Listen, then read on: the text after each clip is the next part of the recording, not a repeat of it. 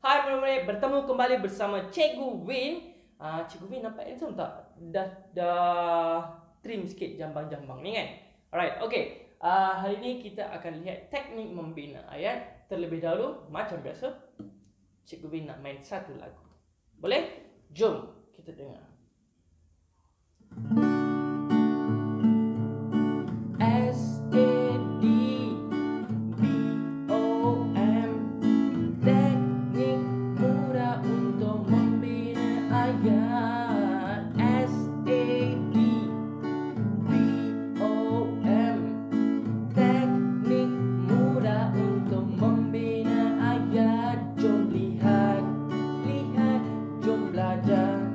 Belajar, jom menuntut ilmu bersama Cikgu Win.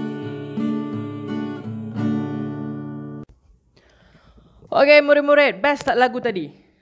Okey, lagu itu berkenaan dengan teknik membina ayat. Okey, dan video ini adalah khas kepada pelajar-pelajar tahun 4, 5 dan tahun 6. Okey, pelajar-pelajar UPS lah.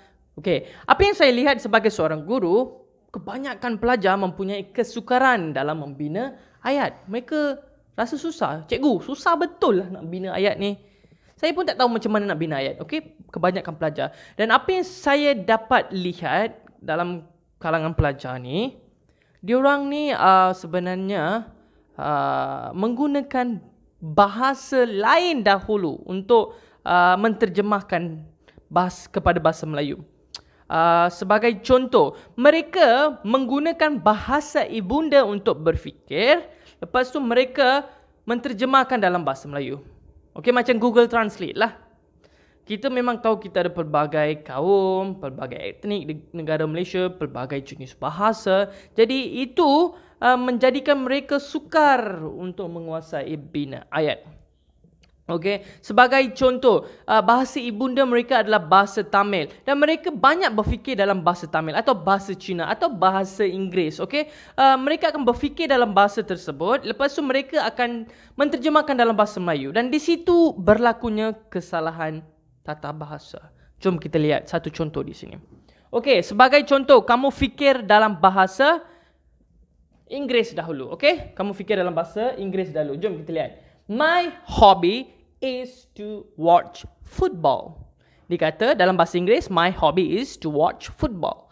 Apabila dia menterjemahkan dalam bahasa Melayu, dia fikir dalam bahasa Inggeris dulu kan. Macam Google Translate, dia direct translate. Apa yang terjadi adalah, saya hobi adalah untuk menonton bola sepak. Betul atau salah? Salah. Kenapa salah? Kita tak boleh direct translate. Kalau kita direct translate, inilah akan terjadi.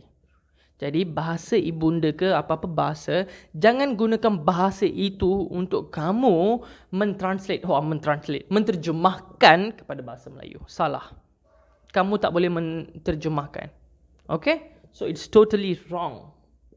Dia akan jadi hobi saya. Okey, jadi itulah sebabnya jangan kamu menggunakan bahasa ibunda, berfikir dalam bahasa ibunda dan baru nak membina ayat. Itu akan menjadikan kesalahan sebab setiap bahasa ada keunikan dan tata bahasanya sendiri. Faham? Okey, dah kita sambung kepada topik kita. Alright, teknik membina ayat. Apa kita nak lihat pada teknik membina ayat pada hari ini ialah, okey, teknik yang kita akan lihat. Yang pertama sekali, sebelum saya memperkenalkan teknik tu, untuk membina ayat, kamu harus lihat gambar dengan teliti. Itu pertama sekali. You have to look at the picture very careful. Dia akan berikan gambar. Dan untuk pengetahuan kamu, bahagian A, bina ayat mempunyai 10 markah. Kamu kena jawab 5 jawapan lah. 5 jawapan kamu kena tulis dan setiap jawapan kamu itu mempunyai 2 markah. Okey? Jadi 10 markah. Okey. Dalam membina ayat, yang pertama sekali seperti mana yang saya beritahu, kamu harus lihat gambar dengan teliti. Kedua, fahamkan gambar tersebut. Yang ni yang ramai fail. Orang kata tak fahamkan gambar tersebut. Kamu kena fahamkan situasi di mana. Tak bolehlah cakap situasi di sungai padahal gambar itu tunjukkan situasi di tepi laut. Laut dengan sungai jauh beza. Okey, kamu kena fahamkan gambar tersebut. Dia ni dewasa ke, dia ni orang muda ke, ataupun dia ni orang tua ke, kanak-kanak ke. Teringat pula saya satu perkara. Saya ada seorang pelajar ni, dia ni legend lah orang kata. Dia boleh tulis macam mana tau. Dia keliru yang tu lelaki ke perempuan. Dia tulis seorang pelajar pondan. Saya lepas baca benda tu, saya tak tahan nak gelak. Saya tergelak, tetapi rasa marah tu ada juga. Tapi macam mana pun saya seorang guru, kena sabarlah kan. Jadi saya tanya dia, kenapa kamu tulis pondan? Ni nampak macam lelaki sikit, nampak macam perempuan sikit dalam gambar. Jadi saya tulislah pondan. Saya pun tak tahu nak jawab macam mana. Lepas tu saya bagi tahu dia, kamu kena tulis lelaki atau perempuan. Kamu kena fahamkan gambar tersebut. Okey, faham? Dan seterusnya, lepas faham gambar tersebut, kembali kepada teknik ni. Tanya soalan. Okey, untuk menjawab soalan teknik membina ayat ni, kamu kena tanya soalan. Okey? Soalannya ialah teknik set bomb. Okey, apa itu set bomb? Set bomb. Kalau kamu rasa sedih, set baling bom kat orang. Betul? Salah jangan pergi baling bom. Nanti kamu jadi pengganas, nanti saya pula kena tahan oleh polis Malaysia kita. Jangan jadi pengganas, teroris. Saya nak letakkan nama pelik sikit ni supaya kamu ingat. Set bomb. Okey? Jom kita lihat apa itu set bomb. Set bomb ni, yang pertama sekali, S bermaksud siapa. Siapa dalam gambar itu? Tanya soalan pada diri sendiri. Kamu lihat gambar di situ, siapa di dalam gambar itu? Kebanyakan pelajar yang saya lihat, mereka akan tulis Ali, Abu, Makcik Kia, Makcik Joya, macam-macam. Nama mak dia, mak saudara, semua ditulis. Berbanding kamu tulis nama seperti itu, kamu kena pandai tulis siapa. Kamu boleh tulis seorang lelaki, seorang guru, seorang pelajar, dua orang pelajar, ataupun individu, seorang insan. Okey, kamu kena pandai agih-agihkan. Tak payah kamu tulis Makcik Kia lah, Cikgu Vin lah. Boleh, tapi untuk menguatkan menguatkan kamu punya ayat tersebut, gunakanlah macam individu, insan, seorang warga emas. Nampak sikit ayat tu, wow, best kan? So kamu tukar kepada macam tu. Alright, siapakah dalam gambar itu? Yang kedua, kamu kena tahu apa dia sedang buat. Apa dia sedang buat? Contohnya, kita bayangkan situasi suasana di perpustakaan. Okey, Cikgu Vin ada bagi suasana di perpustakaan sebagai contoh. Suasana di perpustakaan. Tengok siapa dalam gambar. Okey, saya nampak dua orang pelajar perempuan. Okey, dua orang pelajar perempuan. Apa mereka sedang buat? Sedang membaca buku. Mereka sedang membaca buku. Mereka sedang membaca buku. Di bermaksud di mana? Di mana sedang mereka membaca buku? So, dua orang pelajar perempuan sedang membaca buku di mana? Di perpustakaan. Sebab suasana dia di perpustakaan. Sampai sini kamu tulis, kamu hanya akan dapat satu markah kerana itu hanya isi tersurat yang kamu nampak. Kamu kena kaitkan dengan isi tersirat. Bagaimana kamu nak kaitkan isi tersirat? Isi tersirat, itu dia, BOM, B-O-M. Apa yang kamu boleh buat ialah kamu boleh pilih B atau M. Or, B-O dalam bahasa Inggeris, or, O-R. Jadi cikgu tukarkan atau di sini. Bagaimana atau mengapa? Kamu kena tanya soalan bagaimana atau mengapa.